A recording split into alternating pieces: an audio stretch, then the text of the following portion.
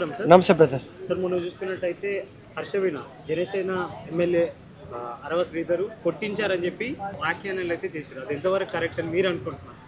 అంటే ఇది చాలా పెద్ద అంశం. అందులో ఇంకో అంశం ఏంటంటే ఆమె మొన్న ఏదైతే అమరావతి క్యాపిటల్ బిల్లు పార్లమెంట్లో ఆమోదం తెలిపిన తర్వాత తెలుగుదేశం పార్టీ వాళ్ళు కావచ్చు, జనసేన పార్టీ కావచ్చు, వాళ్ళు సెలబ్రేట్ చేసుకున్నారు. ఆ సమయంలో ఆ స్పాట్లోకి ఈమె వెళ్ళింది. ఈమె వీళ్ళ తమ్ముడు లేరు. సో ఇష్యూ అనేది చాలా సీరియస్గా ఉంది. వాళ్ళ మీద వీళ్ళు కేసులు వేసుకున్నారు, వీళ్ళ మీద కూడా వాళ్ళు కేసులు వేసుకున్నారు. ఆ అరవశ్రీని ఆయన జనసేన ఎమ్మెల్యేని ఆల్రెడీ పార్టీ కూడా సస్పెండ్ చేసింది.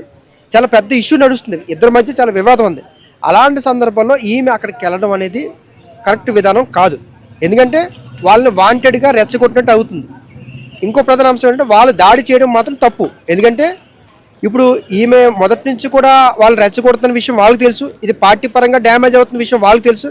అలాంటి సందర్భంలో ఆ వ్యక్తి జనసేన పార్టీ సంబంధించిన వ్యక్తి ఈమె మీద దాడి చేయడం కానీ వీళ్ళ తమ్ముడి మీద దాడి చేయడం కానీ పూర్తిగా కరెక్ట్ విధానం కాదు. ఎందుకంటే అది ఖండించాల్సిన విషయమే. ఎందుకంటే వీళ్ళకి తెలుసు ఎలాగైనా సరే ఆ అమ్మాయి కావాలని వాళ్ళు రెచ్చగొడుతుందని తెలుసు, పార్టీకి డ్యామేజ్ చేస్తుందని తెలుసు. ఇంకో అంశం ఏంటంటే ఆమె ఆల్రెడీ హాఫ్ అన్ అవర్ ముందు ఆ స్పాట్లోకి వచ్చింది. అంటే ఆ స్పాట్లోకి ఆ ఏరియాలో వీళ్ళు సెలబ్రేట్ చేసుకుంటారని తెలిసి వచ్చింది. సో ఇక్కడ కూడా ఈమె కావాలని వాళ్ళు రెచ్చగొడుతుంది, వాళ్ళు కూడా కావాలని ఈమె మీద దాడి చేశారు. రెండు కూడా కరెక్ట్ విధానం కాదు. హర్షవీణలో మీరు ఏం గమనించారు? అంటే హర్షవీణ సాధారణంగా చెప్పాలంటే ఆమె ఆలోచిస్తున్న విధానం చాలా మెంటల్గా చాలా స్ట్రాంగ్గా ఉంది. స్ట్రాంగ్గా అంటే క్లియర్గా ఉంది. నేను ఈ అంశాన్ని ఖచ్చితంగా జనసేన పార్టీని బ్లేమ్ చేయాలనే మైండ్ సెట్లో ఉంది. ఇక్కడ చాలా సందర్భాల్లో చూడొచ్చు ఆమె ఆల్రెడీ గవర్నమెంట్ ఎంప్లాయ్, ఆల్రెడీ ఆమెకి ఇద్దరు పిల్లలు ఉన్నారు. సో అదేవిధంగా విడాకుల కేసు కూడా కోర్టులో ఉంది. సో ఇన్ని అంశాలు ఉంటుండగా కూడా ఇతని వెనకాతలు ఎందుకు వచ్చిందో నాకు అర్థం అవ్వట్లేదు. సో ఇప్పుడు ఆమె ఇతనితో పరిచయమై సుమారుగా సంవత్సరం 8 నెలలు ఉంటుంది. ఈ గవర్నమెంట్ వచ్చి కూడా సంవత్సరం 8 నెలలు అవుతుంది. అంటే ఆయన ఎమ్మెల్యే అయిన తర్వాత ఈమె కలిసింది. ఆమె చాలా ఇంటర్వ్యూలో మాట్లాడిన మాటలు కూడా చూస్తే ఆమె పూర్తిగా చాలా మెంటల్గా చాలా ప్రశాంతంగా ఉంది. ఆమె ప్రశాంతంగా ఉంటూ వీళ్ళని రెచ్చగొడుతుంది. ఇక్కడ ఏంటంటే ఆమెకి ఇక్కడ ఏం కావాలి, ఆమెకి ఏం కావాలి? ఇప్పుడు ఆమె కేవలం ఒకరి వల్ల జరగలేదు కదా, ఇప్పుడు అతనికి డ్యామేజ్ జరుగుతుంది. బాధితులు ఎవరు అంటే జనసేన ఎమ్మెల్యేనే బాధితులు అన్నట్టు అనిపిస్తుంది ఒక యాంగిల్లో. కానీ ఆమె మీద జరిగిన దాడి చాలా తీవ్రం. అలా ఎప్పుడు దాడి చేయకూడదు. ఎందుకంటే ఇద్దరి మధ్య వ్యక్తిగత కోపాలు ఉండొచ్చు, లేకపోతే మీ మీద కేసు వేసి ఉండొచ్చు, లేకపోతే మీ పార్టీకి డ్యామేజ్ చేసి ఉండొచ్చు, కాదంటలేదు. ఆమె రెచ్చగొడుతుందని మీకు తెలుసు కదా, మీరెందుకు దాడి చేయాలి? మీరు దాడి చేయాల్సిన అవసరం ఆల్రెడీ అది జ్యుడిషియల్లో ఉన్న విషయం. ఆల్రెడీ మీ పార్టీకి చాలా డ్యామేజ్ అవుతుంది. మళ్ళీ మీరు దాడి చేయాల్సిన అవసరం ఏంటి? సరే వచ్చిందనుకో, మిమ్మల్ని రెచ్చగొట్టడానికి వచ్చిందనుకో, ఆ విషయం మీకు తెలుసు కదా. ఆమె కావాలని రెచ్చగొట్టడానికి వచ్చిందన్న విషయం మీకు తెలుసు. మరి మీకు తెలిసి కూడా మీరు ఎందుకు దాడి చేశారు? సో దాడి చేయడం మాత్రం పూర్తిగా తప్పు. ఈమె అక్కడికి వెళ్ళడం కూడా తప్పే. ఎందుకంటే అక్కడికి వెళ్తే వాళ్ళు దాడి చేస్తారు అని తెలుసు, వాళ్ళకి ఈమెకి పడట్లేదనే విషయం వాళ్ళకి తెలుసు, పార్టీకి డ్యామేజ్ అవుతున్న విషయం కూడా వాళ్ళకి తెలుసు. తెలిసి కూడా ఈమె ఎందుకు వెళ్ళాలి? అంటే ఈమె వాళ్ళు రెచ్చగొట్టాలి, వాళ్ళు దాడి చేస్తే దాన్ని మళ్ళీ చేయాలి. ఇది ఒక బలమైన స్ట్రాటజీతో ఉంది. ఆమె మాట్లాడుతున్న విధానం కావచ్చు, ఆమె బాడీ లాంగ్వేజ్ కావచ్చు, ఇవంతా కూడా ఆమె మెంటల్గా ప్రిపేర్ అయిపోయి ఉంది. సో నిజంగా బాధితులు ఎప్పుడైనా ఎలా ఉంటారు? అమ్మో ఇక్కడికి వెళ్తే సాధారణంగా మనమైనా సరే ఒకరితో డిస్ప్యూట్ వచ్చినప్పుడు కానీ, ఒకరితో గొడవ వచ్చినప్పుడు కానీ, ఒకరితో కేసు వచ్చినప్పుడు కానీ, ఒకరితో కేసు ఫైట్ చేస్తున్నప్పుడు కానీ వాళ్ళ దగ్గరికి వెళ్ళడానికి మనం ఆలోచిస్తాం. ఎందుకంటే అది ఏ రకమైన స్టేజ్లోకి వెళ్తే చెప్పలేము, తెలియదు కదా. కానీ ఆమె మెంటల్గా ఆ జనసేన పార్టీ ఎమ్మెల్యే, ఆ క్యాండిడేట్, ఆ ఎమ్మెల్యే సంబంధించిన మనిషి దాడి చేయడానికి సిద్ధంగా ఉన్నప్పుడు ఈమె పాకెట్లో చేసి సిద్ధంగా ఉంది, పాకెట్లో చేయి పెట్టి సిద్ధంగా ఉంది. అంటే మీరు దాడి చేసినా నాకు పర్వాలేదు అన్నట్టుగా ఉంది. అంటే దాడి చేసినా నాకు ఓకే, దాన్ని కూడా ఆమె ఉపయోగించుకునే విధంలాగా ఆలోచిస్తుంది. సార్ ఇప్పుడు జనసేన పార్టీ ఈ ఇన్సిడెంట్ పైన ఎలాంటి నిర్ణయం తీసుకునే అవకాశం ఉందని మీరు అనుకుంటున్నారు? ఎలాంటి నిర్ణయం అంటే ఆల్రెడీ పార్టీని సస్పెండ్ చేశారు. ఆయన అక్కడ కూడా పార్టీ కార్యక్రమాలకి పాల్గొనట్లేదు. పార్టీ అయితే పార్టీ నుంచి బయటకు పంపించారు. సో కమిటీ వేశారు, త్రిసభ్య కమిటీ అని. ఆ కమిటీ ఎలాంటి నిర్ణయం ఇంకా తీసుకోలేదు. సో పార్టీకి పరంగా డ్యామేజ్ ఉండొచ్చు, ఆయన మీద ఆల్రెడీ నిర్ణయం తీసుకున్నారు. ఆయన అక్కడ కూడా అఫీషియల్గా ఈ జనసేన పార్టీ సంబంధించిన కార్యక్రమాలు ఎక్కడ పాల్గొనట్లేదు. ఇంకేం కావాలి? ఆయన సస్పెండ్ చేయాలా? ఆయన ఎమ్మెల్యే నుంచి పదవి తీసేయాలా? అది అవ్వదు ప్రాక్టికల్గాను. ఏం మాట్లాడుతుంది కూడా ఆమె కొన్ని సందర్భాల్లోనే అతని మీద ఏదో కక్షతోటే మాట్లాడుతుంది తప్ప, ఏదో టార్గెట్ చేయాలనే ఉద్దేశమే తప్ప నిజంగా నాకు ఇది న్యాయం కావాలని ఎవరైనా అడిగిందా? మీడియా వాళ్ళకైనా ఏమైనా చెప్తుందా మాకు ఇది కావాలని? ఆమెకి ఏం కావాలి అసలు? ఇప్పుడు ఆమెకు ఆల్రెడీ 2 పిల్లలు ఉన్నారు, ఒక గవర్నమెంట్ ఉద్యోగం ఉంది, హస్బెండ్ ఉన్నారు, డివోర్స్ కేసు ఆల్రెడీ కోర్టులో నడుస్తుంది. ఇవన్నీ ఉండగా ఈ ఎమ్మెల్యే దగ్గరికి ఎందుకు వచ్చారు?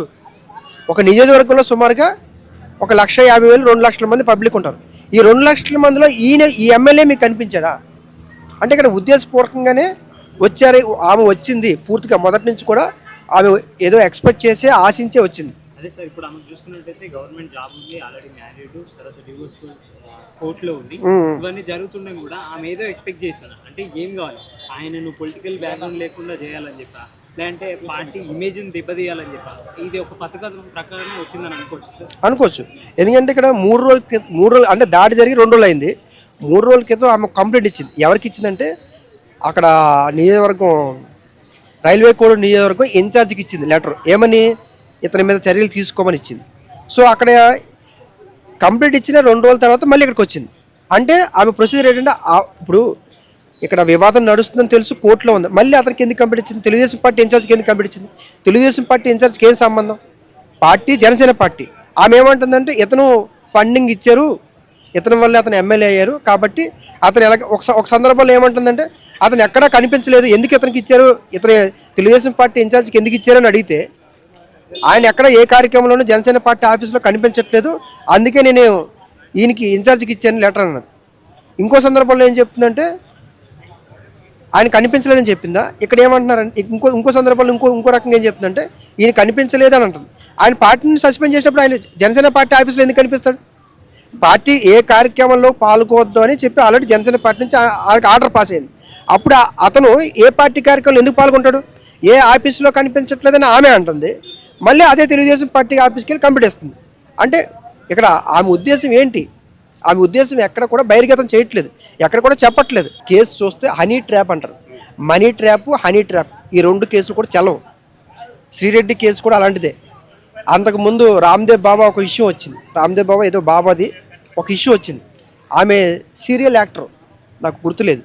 సో అది కూడా హనీ ట్రాప్, మనీ ట్రాప్ కేసులు చెల్లవు. సో ఈమె కేసు కూడా హనీ ట్రాప్లోకి వస్తుంది. ఒక అధికారాన్నో ఏదైనా ఉపయోగించుకోవాలనే దురుద్దేశంతో ఇతను ట్రాప్లోకి తీసుకెళ్తే అది హనీ ట్రాప్లోకి వస్తుంది. మనీ ట్రాప్ ఉంటుంది, అంటే డబ్బు కోసం వచ్చినట్టు. సో అలా డబ్బు కోసం వచ్చిన కూడా చెల్లవు. సో ఇప్పుడు మీకు సాధారణంగా చెప్తాను, గతంలో ఉన్న మహిళా చట్టాలు వేరు, ఇప్పుడు మహిళా చట్టాలు చాలా మారాయి. కొంతమందికి తెలియవు. ఆమె అనవసరంగా తన గవర్నమెంట్ ఉద్యోగం ఉంది, 2 పిల్లలు ఉన్నారు, అనవసరంగా ఎవరో చెప్పిన డైరెక్షన్లో ఆమె వెళ్తుందంటే ఫీలింగ్ కనబడుతుంది. ఇక్కడ ఎక్కడ కూడా అతను రాజకీయంగా దించాలన్న ఉద్దేశమే తప్ప ఈమెకి ఏం కావాలన్న విషయం ఎక్కడ అడగట్లేదు. సాధారణంగా ఎవరన్నా అన్యాయం జరిగిన వ్యక్తులు ఎలా ఉంటారు? మాకు ఇది ఇలా అన్యాయం జరిగింది, మాకు ఇవ్వాలని అడుగుతారు. ఎవరైనా దాడి చేస్తే చేతులు జోబులో పెట్టుకుని నిలబడతారా? ఎవరైనా ఎంత మహిళలైనా సరే. ఇప్పుడు ఇంత పెద్ద వివాదం అవుతుంది, అది మొత్తం ఒక పార్టీకి డ్యామేజ్ అవుతుంది. వాళ్ళు ఏదో పార్టీ కార్యక్రమాలు చేసుకుంటున్నారు, చేసుకున్నప్పుడు మీరు అక్కడికి వెళ్ళడం కరెక్టేనా? ఎవరైనా దాన్ని స్వాగతిస్తారా? మనమైనా వెళ్తామా? ఇంత వివాదం జరుగుతున్నప్పుడు మనం వెళ్ళడానికైనా అంత సాహసం చేస్తామా? చేయం కదా. సార్, ఇప్పుడు ఈ ఇన్సిడెంట్ వల్ల, పర్టికులర్ ఇన్సిడెంట్ వల్ల ఇప్పుడు జనసేన పార్టీ ఇమేజ్ దెబ్బతినే అవకాశం ఉందంటే పార్టీకి కొంత ఆ నియోజకవర్గంకి దెబ్బతింటుంది, మొత్తం రాష్ట్ర వ్యాప్తంగా దెబ్బతినే అవకాశాలు ఏముండవు. ఎందుకంటే ఈ పర్టికులర్ ఇష్యూ ఎలాంటిదని వాళ్ళకి తెలుసు కాబట్టి ఆ నియోజకవర్గంలో కొంత డ్యామేజ్ ఉండొచ్చు, కానీ రాష్ట్ర వ్యాప్తంగా డ్యామేజ్ ఉండే అవకాశాలు లేవు. ఆ కొంత డ్యామేజ్ ఉంటుంది. ఎందుకంటే ఖచ్చితంగా ఇప్పుడు దాడి చేశారు, దాడి చేసిన విషయం నేను ఖండిస్తున్నాను. దాడి ఎందుకు చేయాలి? మీరు ఆమె రెచ్చగొడుతుంది, రేపు రెచ్చగొడుతుంది, ఎల్లుండి రెచ్చగొడుతుంది, మీరు దాడి చేస్తారా? దాడి చేయమని ఎవరు చెప్పారు? అది పార్టీ సిద్ధాంతమా? కాదు కదా. పార్టీకి కూడా నష్టమే కదా. ఆమె రెచ్చగొడుతుందో మీకు తెలుసు, ఆమె ఏ రకంగా వ్యవహరిస్తుందో కూడా మీకు తెలుసు. మిగతా వాళ్ళు తెలియకపోవచ్చు, మీకు తెలుసు కదా, మీ పార్టీ నాయకులకి అందరికీ తెలుసు కదా, ఆమె లక్ష్యం ఏంటో మీకు తెలుసు కదా. తెలుసు కూడా మీరు ఎందుకు దాడి చేశారు అంటున్నాను. సార్, దీనిపై ఇంతవరకు కూడా పవన్ కళ్యాణ్ గారు స్పందించలేదు. దానికి గల కారణం ఏమి? పవన్ కళ్యాణ్ గారు ఎందుకు స్పందిస్తారు? పవన్ కళ్యాణ్ గారు చెప్పి వాళ్ళతో ఉన్నారా? పార్టీ సంబంధించిన ఆయన క్యాండిడేట్ కాబట్టి ఆయన సస్పెండ్ చేశారు. పవన్ కళ్యాణ్ గారికి మీరు ఇన్ఫర్మేషన్ ఇచ్చి మీరు కలిసి తిరిగారా? కాదు కదా. పవన్ కళ్యాణ్ స్పందించాలంటే పవన్ కళ్యాణ్ ఎందుకు స్పందిస్తారు? దేనికి స్పందిస్తారు? ఆయన పార్టీ నుండి సస్పెండ్ ఆయన ఎమ్మెల్యే పదవి తీయడానికి పవన్ కళ్యాణ్ గారి వాళ్ళకి కాదు. అతనికి ఎమ్మెల్యే ప్రజలు ఎన్నుకున్న ఏదైతే ఆ తీర్పు ఉందో ఆ తీర్పుని పవన్ కళ్యాణ్ గారు కూడా తీయలేరు. అతని ఎమ్మెల్యే పదవిని పవన్ కళ్యాణ్ గారు కూడా తీయలేరు. ఎందుకంటే పెద్ద కేసులు ఉన్నాయి, పెద్ద కేసులు ఉన్న వాళ్ళు కూడా ఎమ్మెల్యే పదవి కొనసాగుతుంది. ఆమె ఉద్దేశం ఏంటంటే ఇప్పుడు పదవి పోవాలి, ఇతనికి పదవి పోవాలి, ఈ పార్టీకి డ్యామేజ్ జరగాలి అన్న యాంగిల్లోనే ఆమె ఎక్కువ ప్రయాణం చేస్తుంది. కానీ ప్రాక్టికల్గా చెప్పాలంటే ఆమె ఒక మైండ్ సెట్లోకి స్థిరమైపోయి ఉంది. ఆ మైండ్ సెట్లోంచి ఆమె ప్రాక్టికల్ కోణంలో ఆలోచించే మైండ్ సెట్లోకి రావాలి.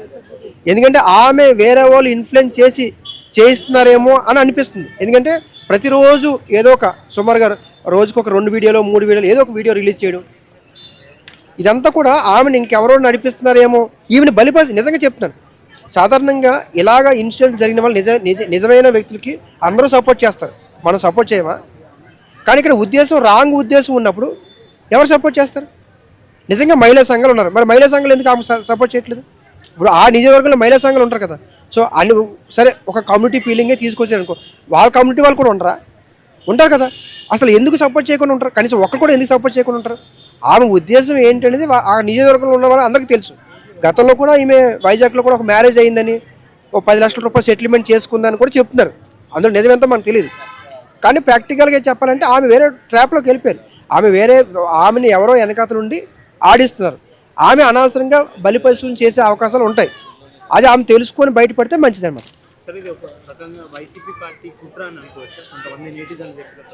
అంటే వైసీపీ పార్టీ కుట్ర అంటే వాస్తవంగా చెప్పాలంటే ఈ అంశాన్ని ఫస్ట్ తీసుకొచ్చింది వైసీపీ పార్టీ. ఫస్ట్ ఇంటర్వ్యూ తీసుకొచ్చింది, ఈ విషయాన్ని పైకి తీసుకొచ్చింది వైసీపీ పార్టీ. సో మీకు అందరికీ తెలుసు, ప్రతి ఊర్లోనూ ఈరోజు యూట్యూబ్స్ ఉన్నాయి, ప్రతి ఊర్లోనూ సోషల్ మీడియా ఉంది, ఇన్స్టాగ్రామ్ ఉంది, అన్నీ ఉన్నాయి. సో సాక్షి దాంట్లోనే ఎందుకు రావాలి? ఫస్ట్ అందులోనే ఎందుకు రావాలి? సరే మీకు నిజంగా అన్యాయం జరిగింది అనుకో, మీరు వేరే రకంగా కూడా ఫైట్ చేసుకోవచ్చు. సాక్షిలోకి ఎందుకు వెళ్ళాలని ఇప్పుడు మనం అడుగుతున్నాం. నిజంగా ఆమెకు అన్యాయం జరుగుంటే సాక్షిలోకి ఎందుకు వెళ్ళాలి? సాటిలైట్ ఛానల్ కదా, మిగతా యూట్యూబ్ ఛానల్కి రావచ్చు కదా. ప్రతి పబ్లిక్ ఇష్యూని సాటిలైట్ ఛానల్ తీసుకో కదా, మరి ఆమె డైరెక్ట్గా ఎలా తీసుకున్నారని అడుగుతున్నాను. సో ఇక్కడ ఒక ప్లానెడ్గా, ఆ ప్లానెడ్ సపోర్టెడ్గా వాళ్ళందరూ సపోర్ట్ తీసుకొని ఈమెను అలాగా తీసుకెళ్ళారు. ఇక్కడ జరిగిన విషయం ఏంటనేది పక్కన పెడితే ఆయన కూడా ఒప్పుకున్నారు, మేము ఉన్నాము, మేము మాట్లాడుకున్నామని. గతంలో కూడా ఆమె చెప్పారు ఏమని, ఇది పార్టీ సంబంధం లేదు, మా వ్యక్తిగత విషయం అని. సో వ్యక్తిగత విషయం అన్నప్పుడు వ్యక్తిగతంగా ఉండాలి. సో పవన్ కళ్యాణ్ గారు స్పందించాలి, జనసేన పార్టీ స్పందించాలి, ఆయన పార్టీ నుండి తీసేయాలి, ఆయన సస్పెండ్ చేసేయాలి అంటే అది లీగల్ ప్రొసీజర్ చాలా ఉంది. ఇప్పుడు ఆమెలో కూడా తప్పు ఉంది కదా. ఇప్పుడు ఇతరులో తప్పు మనం ఎంచుతున్నాం, కానీ ఆమెలో కూడా చాలా తప్పులేదా? ఎందుకు తప్పులేదు? ఆమె ఆల్రెడీ గవర్నమెంట్ ఎంప్లాయ్. ఆమె ఏమైనా అన్ఎడ్యుకేటెడా? నిజంగా చెప్పండి. ఒకవేళ ఆమె ఏమి చదువుకోలేదు అనుకో, ఆమె వీళ్ళందరూ పార్టీ వాళ్ళందరూ అన్యాయం చేస్తారు అనుకో, అప్పుడు మళ్ళీ వాళ్ళందరూ గట్టిగా అలాంటి వ్యక్తికి నిలబడతాం. నిజంగా అన్యాయం జరిగే ప్రతి మహిళకి అందరూ సపోర్ట్ చేస్తారు. కానీ నేను మహిళను కాబట్టి నేను ప్రతి మగవాడిని కూడా హింసిస్తాను అనే ఆ కాలం అనేది పోయింది. లింగ వివక్ష బేస్ మీద ఆ రోజు గతంలో ఏ మహిళలు, మీకు గవర్నమెంట్ ఎంప్లాయ్ టాపిక్ వచ్చిందిగా చెప్తున్నాను, ఎవరికైనా ప్రమోషన్ వచ్చే ముందు ఆ యొక్క సంస్థలో పనిచేసే మహిళలు ఏదో ఒక వివాదం తీసుకొచ్చి ఆ వివాదం వల్ల అతను ప్రమోషన్కి క్యాన్సిల్ అయిపోయేలా చేసేవారంట. ఇప్పుడు నిజంగా ఒక మహిళ కంప్లైంట్ ఇస్తే అలాంటి వాతావరణం ఉందా? లేదు. సో అంటే ఎలా కాలం అనేది అలా మారుతూ వస్తుంది.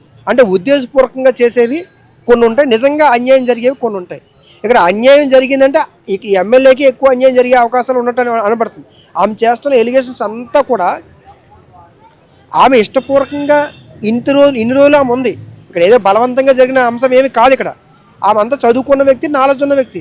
అలానే మైనర్ కాదు, పెళ్లి కాని వ్యక్తి కాదు, పెళ్ళి అయిపోయి 2 పిల్లలు గవర్నమెంట్ ఎంప్లాయ్. ఆమె ఇందులోకి ఎందుకు వచ్చిందని అడగాలి రేపు. ఆమె ఎందుకు వచ్చింది ఇతనితోటి? ఇప్పుడు నియోజకవర్గంలో 150,000 మంది 2 లక్షల మంది ఉంటారు. 2 లక్షల మందిలో నీకు ఎమ్మెల్యే ఎందుకు వచ్చాడు?